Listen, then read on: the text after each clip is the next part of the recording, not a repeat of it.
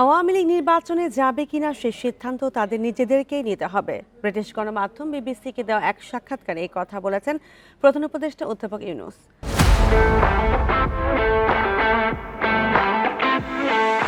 পাশাপাশি তিনি আরও জানান, নির্বাচনে কারা অংশ নেবে তা ঠিক করার দায়িত্ব নির্বাচন কমিশনের। প্রত্যাশা অনুযায়ী সংস্কারগুলো দ্রুত করতে পারলে ডিসেম্বরের মধ্যে নির্বাচন আয়োজন সম্ভব। তবে দীর্ঘমেয়াদী সংস্কার চাইলে আরও কয়েক মাস লাগতে পারে বলেও মত প্রধান উপদেষ্টার। আইন শৃঙ্খলা ইস্যুতে তিনি বলেন, গত বছরের সঙ্গে একই সময় তুলনায় এখনকার পরিস্থিতি ঠিকই মনে হচ্ছে।